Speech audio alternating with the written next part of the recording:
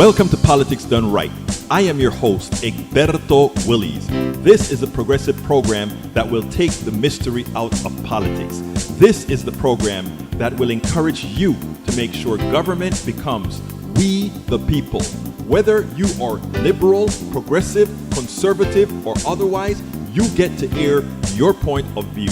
We are an independent media outlet that, unlike mainstream media beholden to corporations, we only owe allegiance to you. Remember, you can also send me a tweet at EGBERTOWILLIES. That is at Egberto Willies. Let us engage. It is Politics Done Right.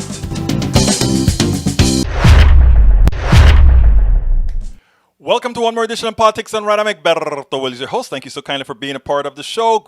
Welcome aboard, Senor Michael Rudnin. Welcome aboard, AVQ. You know, I just want to say this. Evangeon Q. Okay, I tried. Anyhow, folks, we're going to have a great program for you today. Please stick it out completely because we have some good stuff.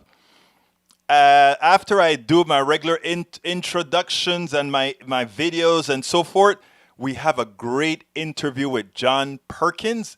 You have to check this out. He just wrote, oh, thank you, buddy. Close enough. We have to go ahead and let's see how to put this. Listen to what he has to say in detail. This guy is, you know what I believe in economically. Now, this guy is not quite on the same wavelength with me, but I love this guy because he wants to make things better. And it doesn't matter. People try to do things in different manners, in different ways, etc., etc., etc. If what your goal is to make life better for your fellow man, I am with you. Whether you agree with the way I do it or whether I agree with the way you do it, our ultimate goal is to make things better for everybody, not one group, one sect, or whatever. But when we say make things better for everybody, that is what we're talking about, making things better for everybody. But anyhow, let's go ahead and get busy with the show as soon as this stuff posted. There you go, you posted. All right, let's go ahead and get busy with the show, my brothers and my sisters. Today's title of the show is author-activist John Miller talks about economics and more. I kind of put economics in there, but it was, if you look at economics in a very broad term, that is what we're talking about, right? And that is what we sat down and we had a great discussion on that. And you know what I found out? He's been to my part of town. He's been to my country. He's been to my city, Colón. He's been to Panama City. He's been to Costa Rica, Bolivia, Peru, Uruguay, all these places. He's a traveler. He actually is an economist. He worked with the World Bank. So he knows everything. He's the guy who wrote that hit book on the entire system. But again, he's still a part of that system. We're just wanting to make it that much better. Don't forget, folks, we are taking call 346-248-7799, code 254-600-9091. Air Wesley, hola, ¿cómo estás, mi hermano? Bienvenido, mi hermano, Sir Wesley. Anyhow, John Perkins provided an all-encompassing discussion that covered capitalism, oligarchy, the environment, and his book touching the Jaguar. We cover Trump's COVID-19 failure and Biden on statues. So let's go ahead and start with Biden on statues. You know how I feel about Joe Biden, but when Joe Biden does something good that I think is worth talking about, you know I'm going to talk about that. And I think Brother Biden did something very good today. I want you to listen to this response to this reporter, and then we'll take it on the other side. Check this out. A reporter asked a question about monuments to Joe Biden. Now, the first answer he gave was kind of okay, except that he included Christopher Columbus with Washington and the others. I think that they should not have made that. When it came to Christopher Columbus, I think he didn't belong in that particular discussion. Anyhow, When they asked him about the monuments that the folks are taking down, he said, "Yeah, I think all the Confederate monuments should come down, but I do believe that it is the onus of the elected officials who have not done their job. You have placed a lot of citizens, a lot of your citizens, having to go through the pain of seeing these things for decades." You talk about the fathers of this country, Washington, Jefferson, is worthy of preservation. Are Confederate monuments worthy of preservation? Should they be torn down in the manner that they are being torn down without the vote of local elected officials? Well, I think it's very different. I think it's better if they're taken down like they took the Confederate flag off the Mississippi flag. That's the better way of doing it.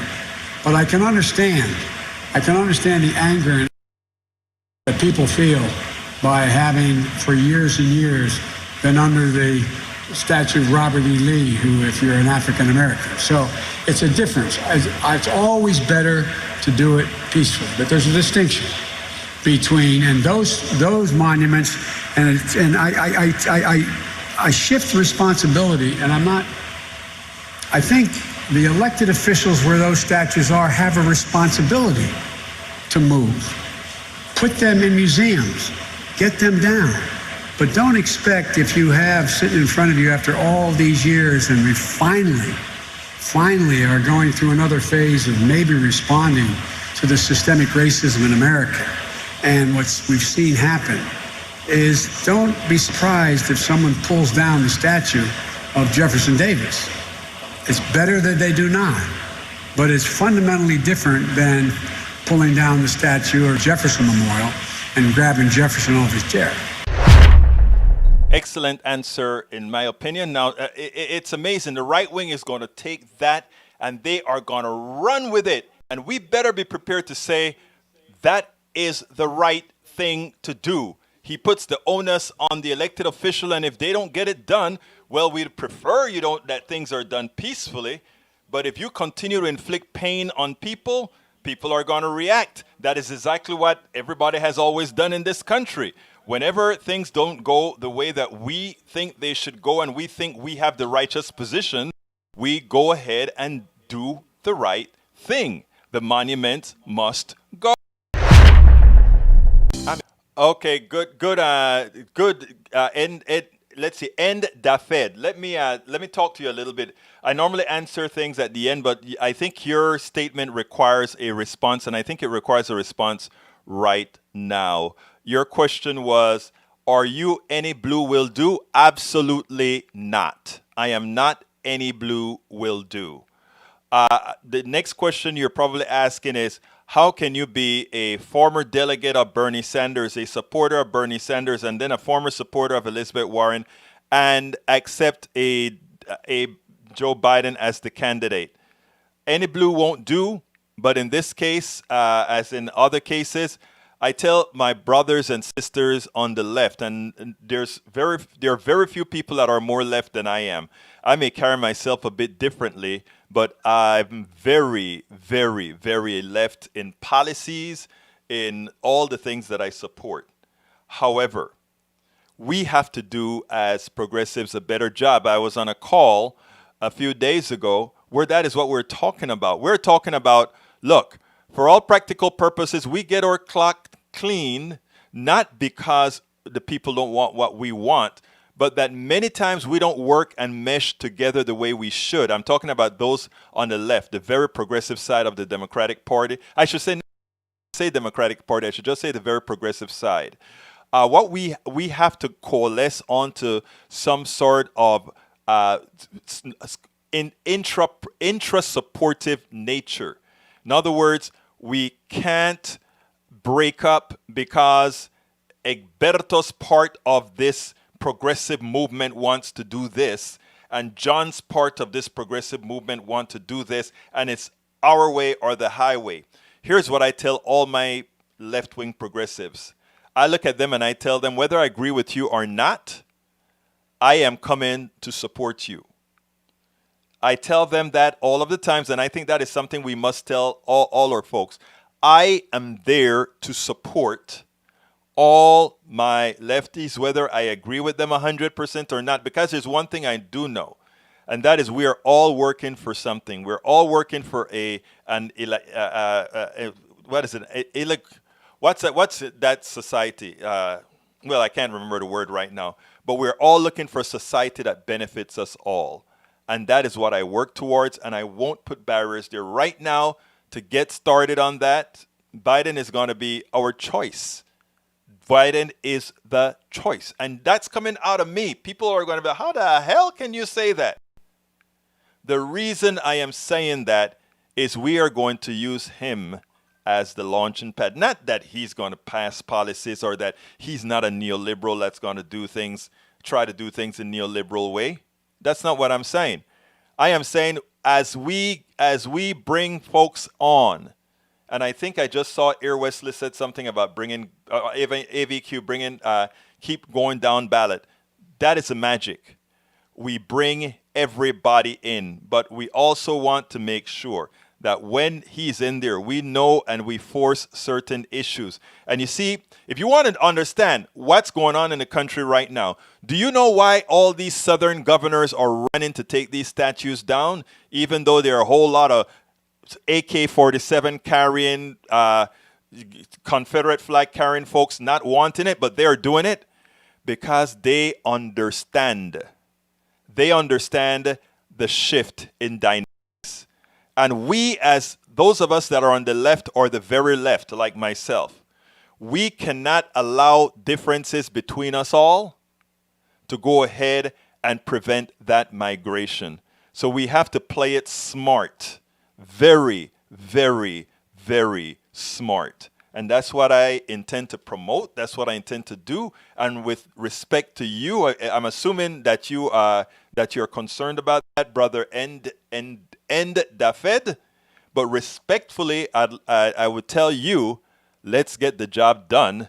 And assuming, we are on the same side, I assume, and we will be doing things the right way. So, I would love to hear a response from you, End Dafed. So go ahead and give me a response, if you will. Anyhow, the next video that I want to show you is important. Very important.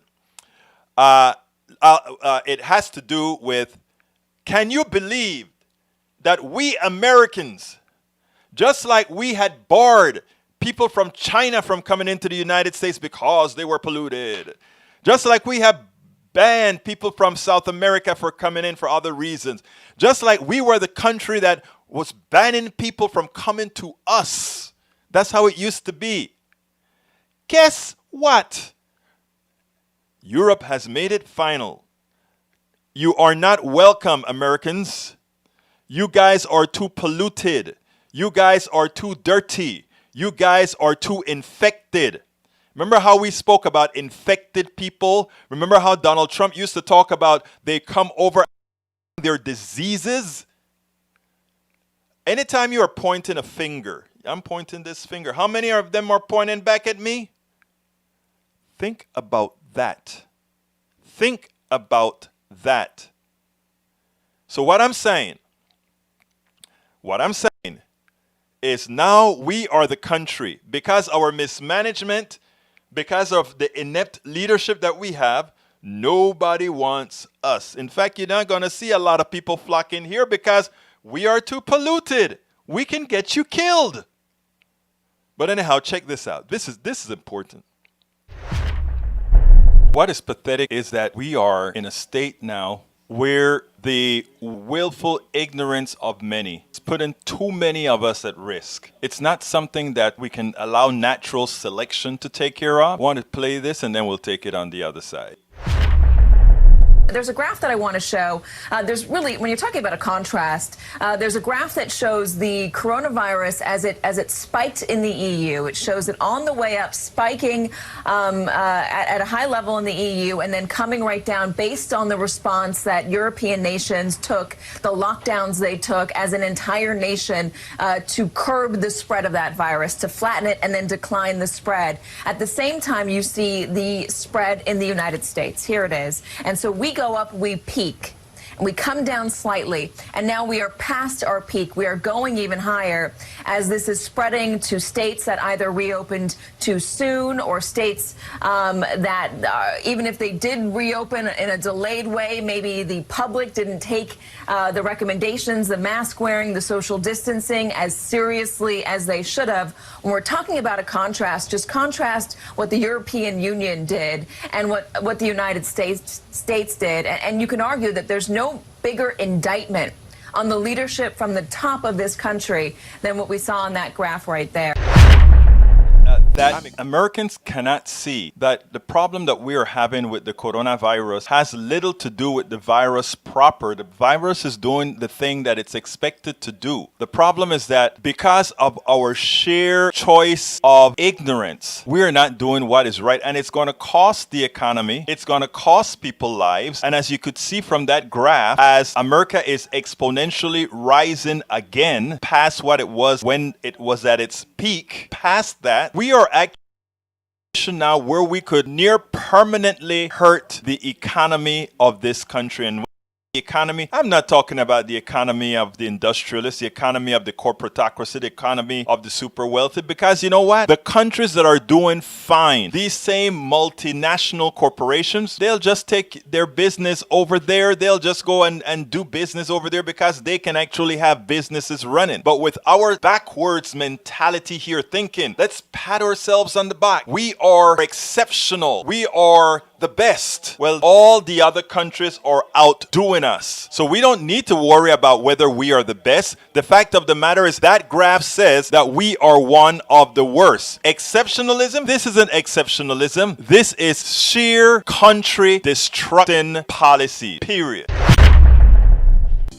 Country destructing policy. Period. Anyhow, we are kind of up on time now, so I better go ahead and let's go and have a talk with El Señor John Perkins.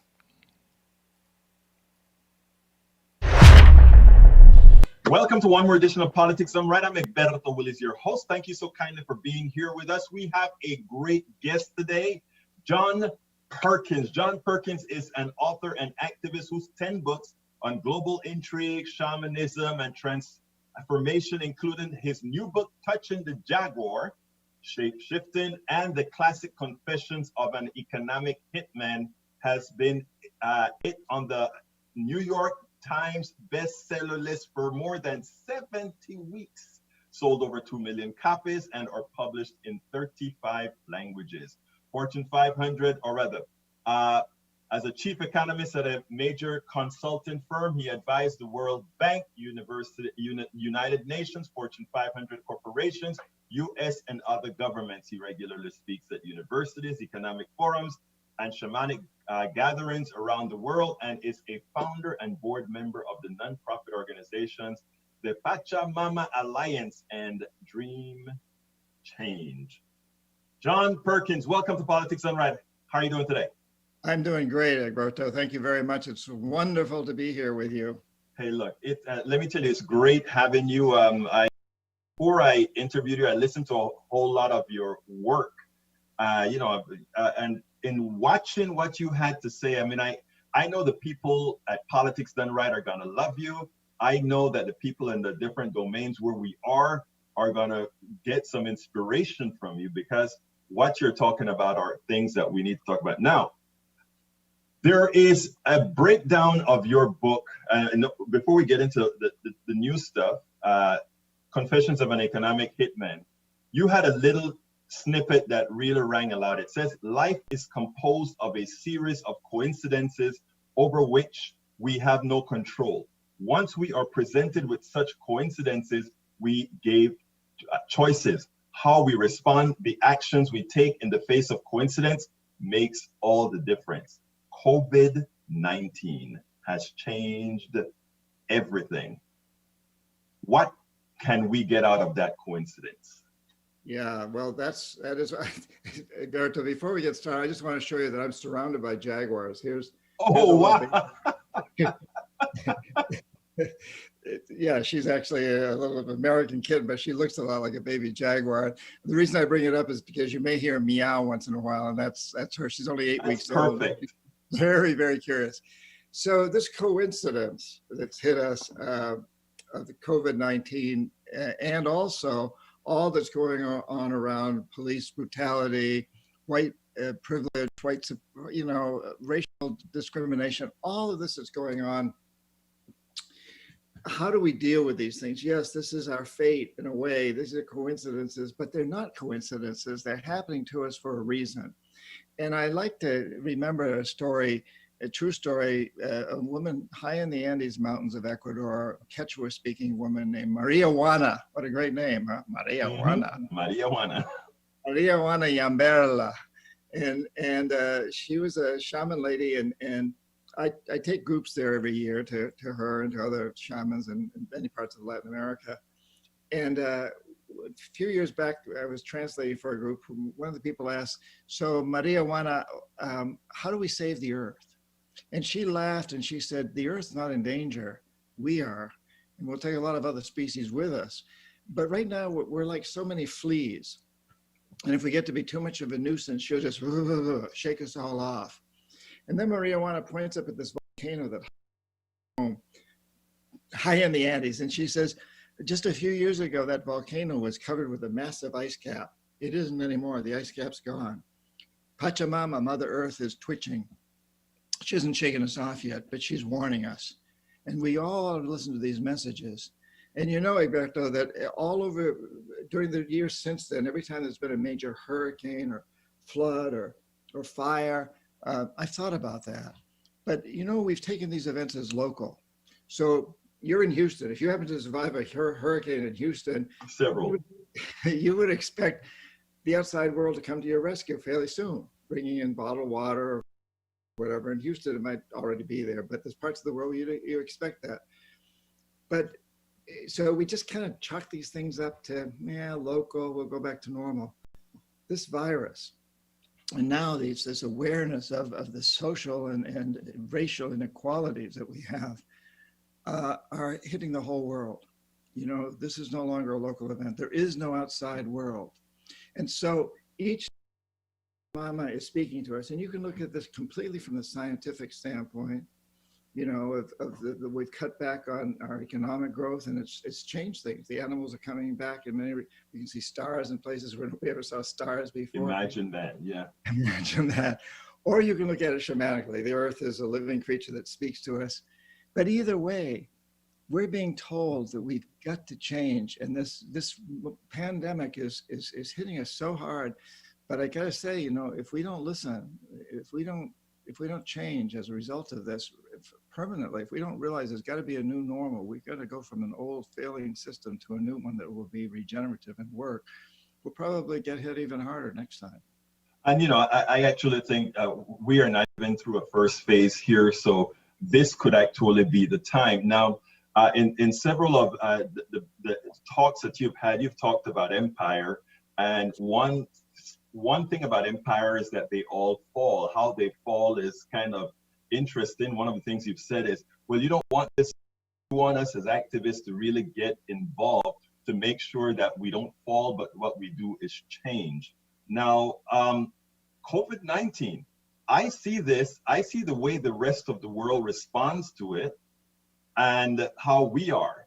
And we are dramatically worse than, let's say, China and the European Union, which are doing fairly well comparatively. But do you think this is one of the things that could actually destroy us as being the leading empire? Yeah, absolutely. I mean, it's absurd when you think about it, isn't it? That the wealthiest country in the history of the world is also the one country that can't seem to really handle a virus, and we should be able to. We spend as much money on military as the next 10 countries combined, and we build these defense systems that aren't helping us in the least bit defend ourselves from this thing that's killed more people than World War I or Vietnam and Korea combined, more of our soldiers. And so, yeah, I mean, we're being shown the empire was already in decline. We all know that China has been slowly, not very slowly, but replacing, moving in to take over a superpower. You know, you're from Panama. I just came back from Central America and South America. I spent a lot of time, and China is having a huge impact throughout the Southern Hemisphere. And yeah, and we're being shown here. China's got a much bigger population, but it's dealt with this virus much better. One of the things I find very, very interesting is that, so China has basically a dictatorship, an authoritarian government, but everybody listens to it and respects it. And when they tell you to wear masks, they wear masks. And the United States, we elect our government, but we don't listen to it. So, you know, and even the government doesn't listen to itself. You know, Trump is not wearing a mask, even though all of his medical advisors tell us all we should be wearing masks. What does that say about us? You know, it's very, very interesting how this is happening. Well, you know, you speak a lot about capitalism, and you came from first of all, tell me a little bit before you made your transition. You were an economist. You worked in the field. You were a true capitalist, weren't you? Yes, and I guess I would say I am a capitalist in the purest sense of the word. That capitalism, to me, the definition of capitalism is it's a system where the means of production and commerce are not owned by the government; they're owned by individuals, and it has healthy, fair competition. Well, we have a system that where the means of production are not owned by the government, they're owned by individuals, but the individuals own the government. So we've turned this around in the United States, where we know that nobody gets elected. That's a policy, yeah. Yeah, and we don't have fair competition.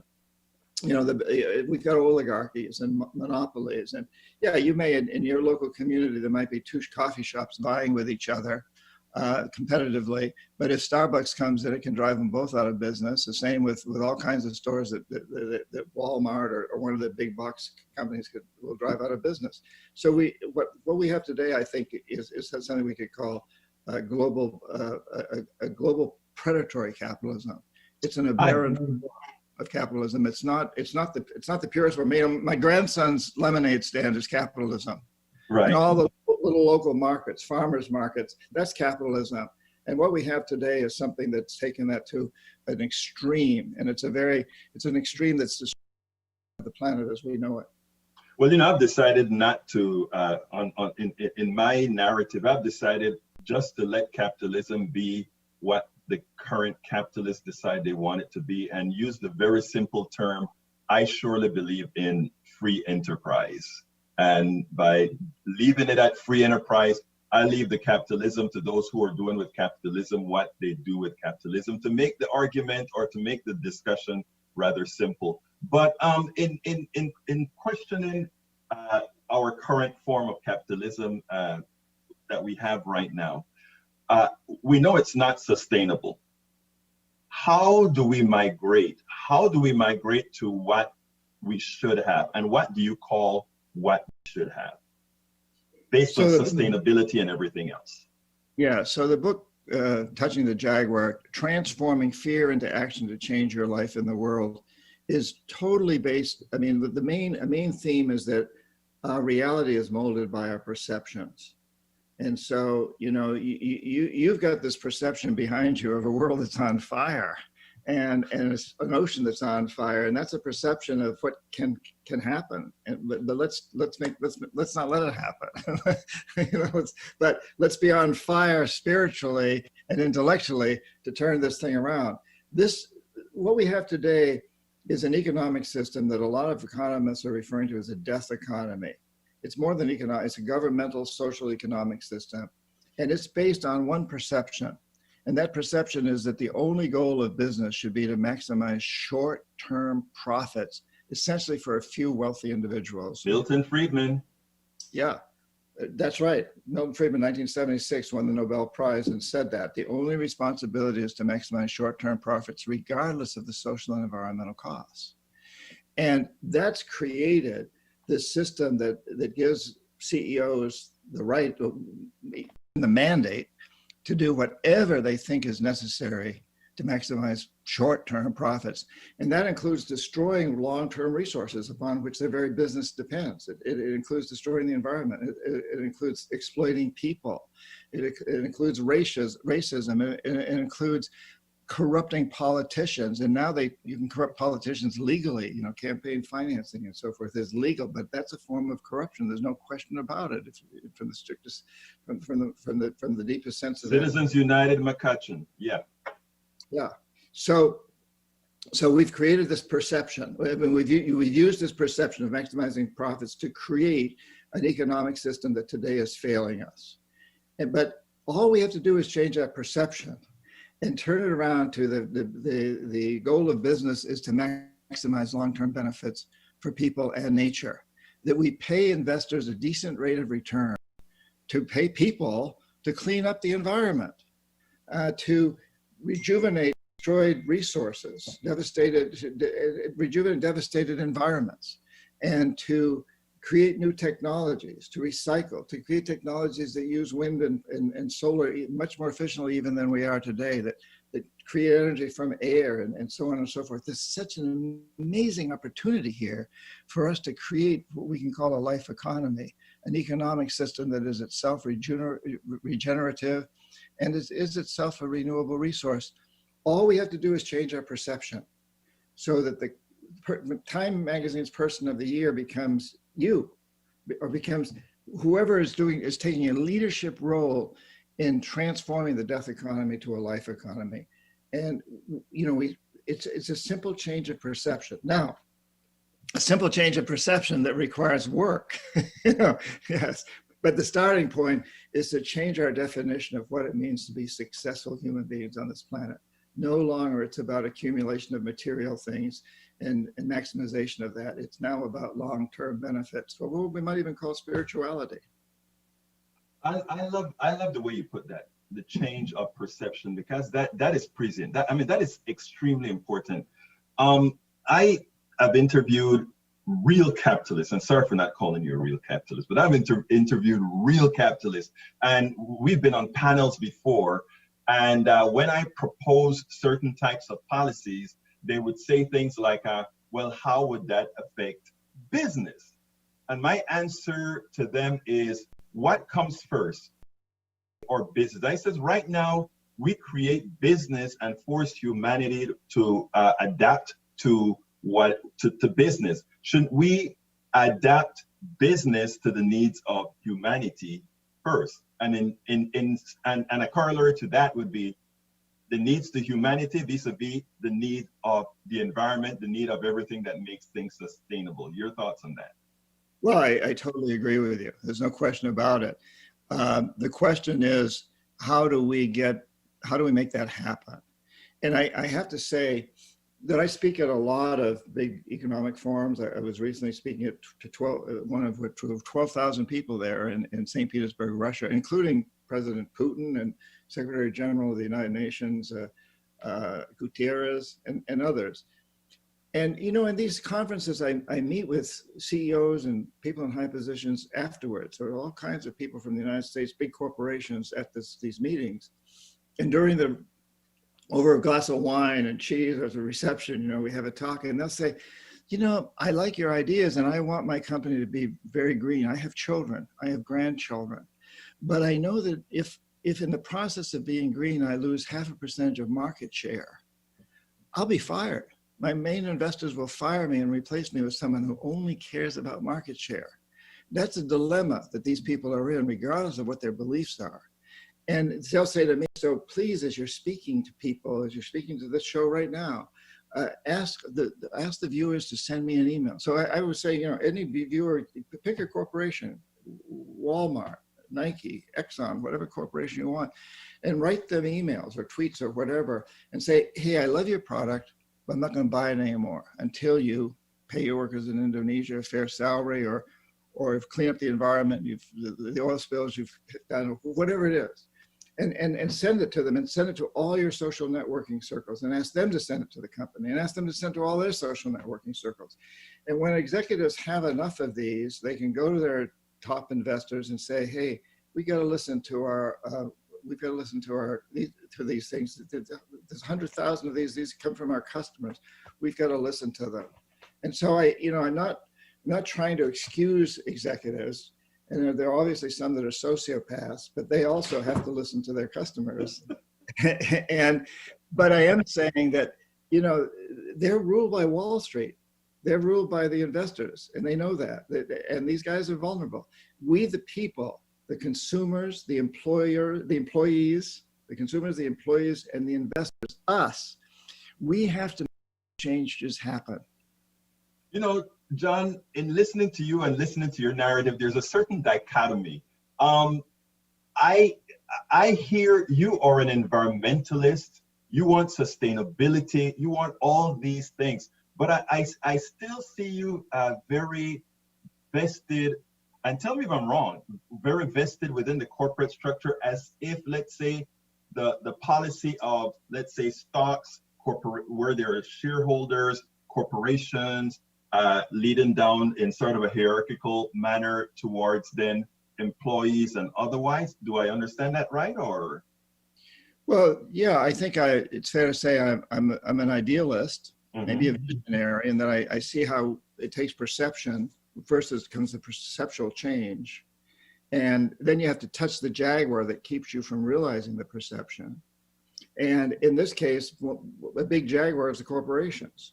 The corporations control the world right now, truly. I mean, Absolutely, yeah. And so it doesn't do any good to say, let's get rid of corporations, because I don't see that happening, not in my lifetime. Maybe it'll happen in your lifetime, but maybe it'll happen in my grandson's lifetime. But right now, it's what we're dealing with. This is the power structure. And there's a way to get in there and change the power structure. And we, the people, have the power to do that if we just come together to do it. It's about changing perception. That's a great clarification, because my theory, first of all, I get exactly what you're saying. I think that is how those people who are voting for Biden, let's say me inclusive, would be looking for a change, not getting the particular change that we want, but it is, and I don't want to call incremental change because I've written against incremental change, but getting the necessary step to move to the change that we actually want. So my concern is, with all the things that we want, I cannot see a system in which there are investors of the type that we have today, shareholders of the type that we have today, where people's values and people's needs would take precedence over profits. I don't know if that is possible. Tell me. I totally believe it is possible. If I didn't, I wouldn't be on the show with you. I wouldn't be writing things. I'd just go out. I wouldn't do that. No. I think you misunderstood my question. What I'm saying is, I think we have to change the modus operandi if we are to really get to a type of system where humanity comes first. Yes, and I think we've been on that path before the virus. I think, B corporations, benefit corporations. Yes. My publisher was the first publisher to become a B corporation and then a benefit corporation. Conscious capitalism, the Green New Deal. The fact that last August, 192 of the most powerful executives in the world came together at the Business Roundtable. And they made a statement that basically supported the life economy. They said, we no longer can focus on maximizing short-term profits. We can't do that any longer. We've got to move into a system that takes better care of our employees and our customers and our supply chains and the environment. They said this. Now, they said this. That's a perception change that they're already going through. But now we, the people, have to take the action to make sure that they adhere to that. I'm reminded of Franklin Roosevelt at the end of World War II. He was meeting with the top executives of the auto industry's labor unions. At the end of the meeting, he's shaking hands with them as they're all leaving the Oval Office. And he says, I think you guys now understand that I'm on your side. I want to do what you want me to do. You got to go out there now and get your rank and file to force me to do it. because that's the only way I can deal with Congress and the big corporations. You've got to push. And I think that's where we are now, is I think many of these executives understand it. Those sociopaths are not, who don't understand it. What they do understand is success. And if we define success as short-term maximization of profits, that's what they'll go for. That's what they are going for. But if we turn that around, and Time Magazine, Fortune Magazine, all these people, if we start honoring the executives and the politicians and the media people who are moving toward a life economy, then the sociopaths, if that's the route to success, to fame and fortune, however they define it, they will get on the bandwagon. So we, the people, have to push this thing. This is, we're talking about true democracy here, globally. You know, that isn't unlike, you know, I got stopped by an officer, and it was one of the driving wild black issues, and I got stopped by this officer, and this officer, after stopping me and having a conversation, he turned out to be very, very nice. And I was going to the radio station where I was doing my show, and I went back to, well, after he stopped me, and he just gave me a warning, no tickets or whatever. He shouldn't have stopped me in the first place. But I went back just because of the dialogue that we had. And I said, hey, you know what? Let's take a picture together, because this was something that turned out pretty good to me. And then I went to the radio station, and I talked about it, wrote a blog about it. And then this guy got a commendation after I wrote the blog, and it went viral. But I got hell from the left. That is what he was supposed to do in the first place. And I said, well, maybe if we start rewarding people for doing good things, they will start to do good things. They would like the feeling of doing good things and do it. So I guess that is similar to what you're saying. Absolutely. Yeah, I love that story. And it I know you don't mean it to in any way smooth over the terrible brutality that's also been going on. No, not at all. Not at all. No, I know that. And they're, you know, I mean, the good cops are in very difficult positions too. But it goes back to what I think I said earlier, that, you know, if everybody writes a letter or an email or tweet to a corporation, and you don't start by saying, hey, Nike, I hate you because you're not paying your workers in Indonesia or India fair salary. No. You say, Nike, I love your products. I love your products, but I'm not going to buy them anymore until you pay your workers a fair salary or whatever it is. Or, you know, I don't mean to pick on just Nike, but any company. And I think that's the way people respond much more strongly to positive actions like what you expressed there. And yes, sometimes we'll take grief for this. You know, I take a lot of grief for saying, you know, for sometimes defending the idea of capitalism like we did. And I'm pretty careful to say, you know, I'm not defending the current form of capitalism. Well, I mean, you heard me give a little bit of pushback on capitalism as well, because I mean, I heard that, you know, I mean, you have access. That I guess that's a good thing, right? Because the fact that you take the stance in the stance that you take, and the fact that you are in that domain, you have the ability to be that interface. Yeah. And you all. Go ahead. Go ahead. No, I was just going to say, I apologize for the background noise. That's no, I love it. I love it. Falling off the window. No, look, I love it, man. But the thing about it is that we always need that interface. I always tell people, right? We need people in every single segment, if you will. We need them in every segment. Your mic's off. Yeah, well, that was to just avoid the noise from the cat when you're talking. Yeah, you know, I think we need to look at this as a win-win, and that's why I think we really need to bring these corporations around. Ultimately, it'd be great to get rid of the monopolies and the oligarchies. You know, there's no question about it. I'd like to see all of that end. Well, I mean, you've spoken about the corporatocracy. I've seen things where you've actually, and that's why I said in the first place that you are sort of a dichotomy, but in speaking to you, it's the kind of dichotomy we need. Right. Well, yeah. So I'd like to see all of that change. And I don't think it's going to happen in my lifetime. I'm 74 years old. But I do think it may happen in my grandson's lifetime. He's 13. In the meantime, we need to do everything we can to move into this new perception of maximizing long-term benefits. So think of it this way. if all those big corporations ended, if they were all broken up, and if every business in the country was owned by the employees, which I think is I think is a great idea. But if that were to happen and we were still driven by the perception that the goal is to maximize short-term profits, regardless of the social and environmental costs, we'd still be in deep shit. Exactly. Yes, no, you're right. Go for it. Yeah. And so that's a nice, it would be nice to have that system, but we also have to first or simultaneously move into a new perception of what it means to be successful as businesses and as human beings. It can no longer be about maximizing short-term consumptive, materialistic consumptive desires where we just, you know, if I don't wear this shirt, I'm not going to get to be on your show. I mean, that whole idea that if I don't buy the right clothes, if I don't drive the right car, I'm not going to get a good woman in my life or a good man or whatever it is I want in my life, you know? And we've got to move beyond that. And regardless of who owns the companies, who owns the businesses, we've got to have a perception of what it means for those businesses to be successful that's in line with creating a sustainable world, a world that our children will want to inherit.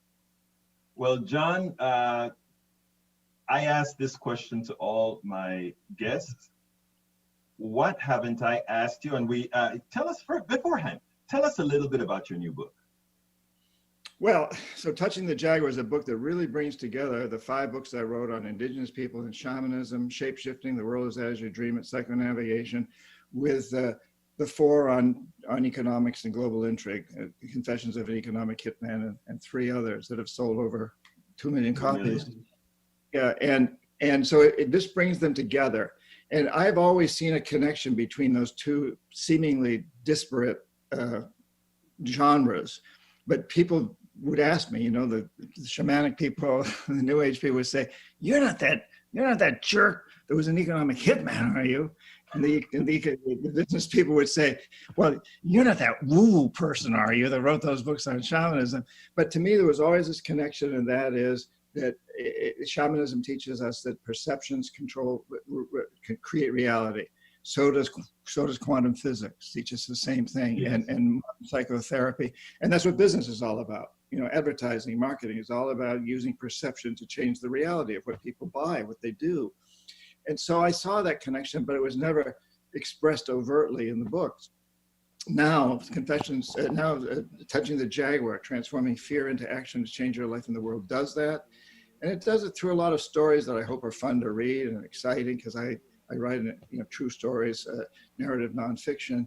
But in the end, too, it leaves people with a process that every one of us, every one of you, every one of your listeners can use to make them, to bring a better life to them individually and create a better world. And so there's this 10-minute process that you can do once a day or once a week that takes you there. It basically revolves around 5 questions that we can ask ourselves, and the answers then take us into this route where no matter whether you're a TV or a radio host or a writer or a carpenter or a plumber or a parent, or whatever you are, we all have a role to play in this. And it's important. Touching the Jaguar means identifying what we most want in our lives and identifying what blocks us. What are the barriers? What are the voices telling you can't do this? You're not good enough. You're not smart enough. You don't have enough education, whatever. And when we touch those voices, what kind of a change of perception do we get that allows us to move into actions that let us move into what it is we most desire? And it's a process in there that goes into that. And that's one of the reasons I wrote the book, to provide people with the backstories that'll inspire them to know that we can do this, to talk about the death versus the life economy, and then to leave them with a practice that they all can do that will you know, take them on a journey into this whole adventure that we're on right now. Because let's face it, we're living in an amazing time. I think we're all very blessed to live in this time. I don't mean to downplay the suffering and the people that have died and suffered throughout this on the racial issues and the pandemic issues, but this is an amazing, we're being shaken awake when the, you know, Pachamama is twitching very hard right now. Exactly. Well, Now, John, what would you have liked me to ask you that I haven't asked you? What are those 5 questions that each person can ask himself? That's what I'd like you to ask me. What are the 5 questions? So this, and I want to say that there's 5 questions and lead you to a daily practice that makes it easy to answer the questions on a daily basis. Questions are, number 1, what do you want to do for the rest of your life? What will bring you the greatest satisfaction? And I would answer that just as an example by saying, I want to write. I like to write. I have a good friend who's a carpenter, kind of the opposite end of the spectrum. He wants to work with his hands in wood. Okay, very different. The second question is, how do you do this in a way that helps other people? Because we all feel better if we're helping other people. So I would say I'm going to write stories that inspire people to make a better life for themselves and the world. My carpenter friend would say, I'm going to use sustainable materials. I want to use sustainable materials. The third question is, what's holding you back? What are the barriers? What are the Jaguars that are keeping you from doing this? As a writer, I might say, I don't have enough time in my day to write every day. And the carpenter might say, well, my customers don't want to spend more money on sustainable materials. And so the fourth question is, when you touch that Jaguar, how does it change your perception? As a writer, I'd say, well, I can get up half an hour earlier in the morning, or I can watch an hour less of television every night and create time for me to write. My carpenter friend touches the Jaguar says, just tell your customers that this additional price in sustainable materials is not a cost, it's an investment. They're investing in their future and their children's future. And the fifth question is, what actions do I take every day, basically? And for a writer, you got to write. It doesn't have to be every day, but most every day. You got to discipline yourself to write.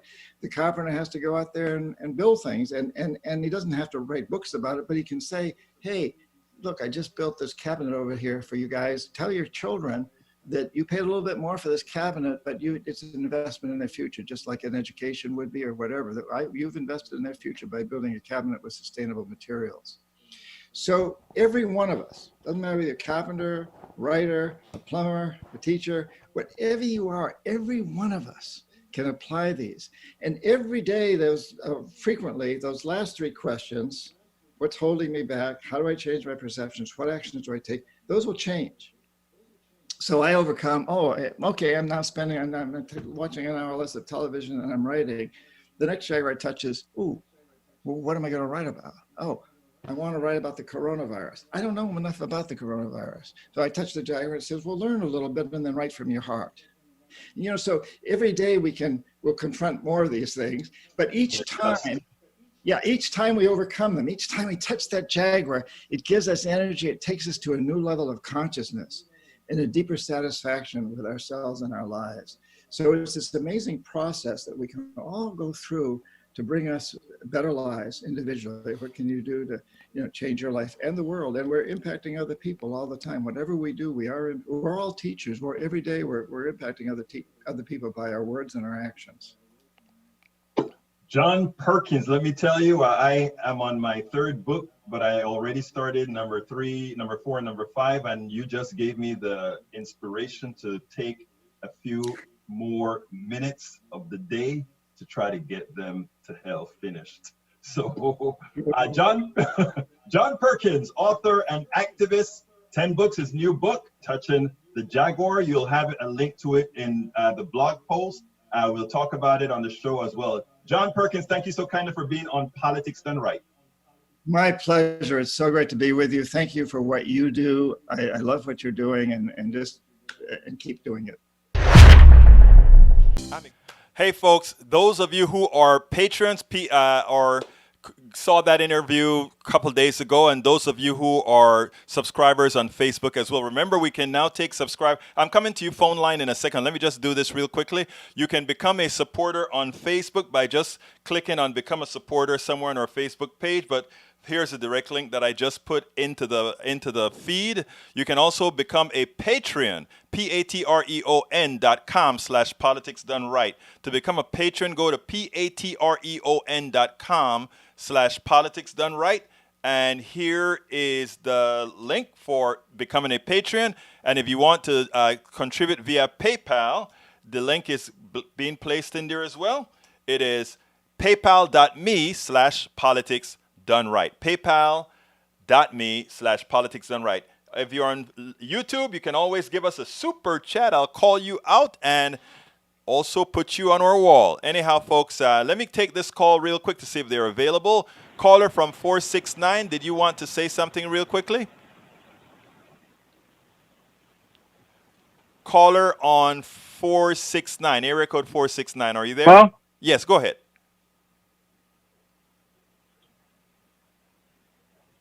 You're on, caller. Yeah. Hello, this is Charlie, and thank you for everything you do. Well, thank you, sir. Right here. Can you hear me? Yes, I can. Oh, okay. Hi, this is Charlie, and thank you for everything you do. That was an excellent interview. Hello, can you hear me? Yes, I can. Continue. I can. Hold on just a minute. I'm having audio problems. I hear you, buddy. But okay. While he fixes his audio program problems, please, folks, don't forget that we also have a store. You can go to store.politicsdoneright.com, and let me put that in the feed as well. There is our store. Are you there, Charlie? Yes, I'm here. Can you hear me? Yes, go ahead. Good. Hi. Very good interview. Thank you very much. I'm glad you touched on the B Corp B certification. This answers your question, and I put it in the chat window, and you may want to put it in your blog. It's an environment where companies become B certified, and they are required to have a social component. They have to say explicitly in their mission that they are not just there for profit, but they are there to affect the world in a positive manner. So these things do exist. They're slowly happening, but it is happening. And by the way, there are companies in Houston that are B certified if you search for them. That is good to know, Brother Charlie. You know, it's important that we know that, we are not against corporations. We are not against companies. No. We are against an economic system that screws us all. We want everybody to have equal access to success in whatever form they decide to unite as a company, as a group, to effect commerce among us, as long as we realize that the first thing that comes to mind is humanity. Anything else before I got to close it out, Charlie? Anything quick you want to say? Yeah, real quick. CSA, community supported agriculture. I saw that in the feed. And please elaborate on that if you can, either now or in future things. It's a way of saying this is how we get away from having to depend on the corporations by going and supporting local things, in this case, local farmers, and subscribing to fresh products. And that also helps with health. Brother anyway, Charlie, that's it for now. Thank you so kindly, man. You guys have a great day. Folks, I know you have places that you can always go listen to talk all over the internet. That you are here means everything to me. I want to thank you so kindly for being a part of Politics Done Right. For those of you who have the wherewithal, I want to ask you kindly to support this type of media. We don't get the support that we normally get, that we need. So we need everybody to step up in minute quantities, that is, in minute amounts. But we would love for you to step up and become patrons, patreon.com/Politics Done Right. Become, if on Facebook you can join, you can subscribe. That link that I gave you on Facebook that I am going to scroll up to, which is facebook.com/become supporter/Politics Done Right. Facebook.com/become supporter/Politics Done Right. Look, folks, let me put my store on. I forgot to do that. Here is the store. Store.politicsdoneright.com. You can get cups, t-shirts, my books. Here we go. And I'm working on 3 other books. Okay?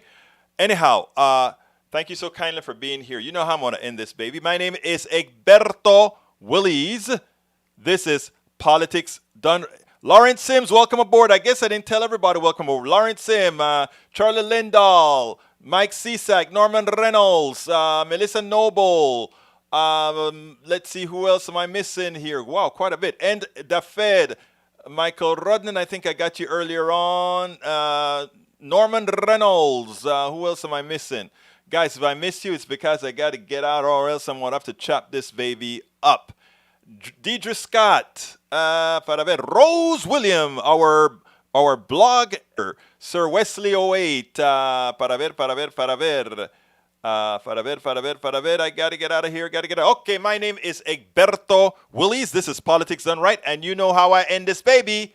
I am what? Out!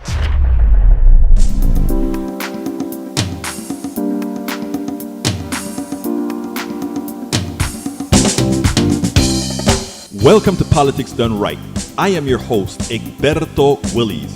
This is a progressive program that will take the mystery out of politics. This is the program that will encourage you to make sure government becomes we the people.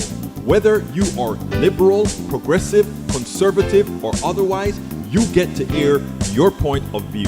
We are an independent media outlet that, unlike mainstream media beholden to corporations, we only owe allegiance to you. Remember, you can also send me a tweet at EGBERTOWILLIES. That is at Egberto Willies. Let us engage.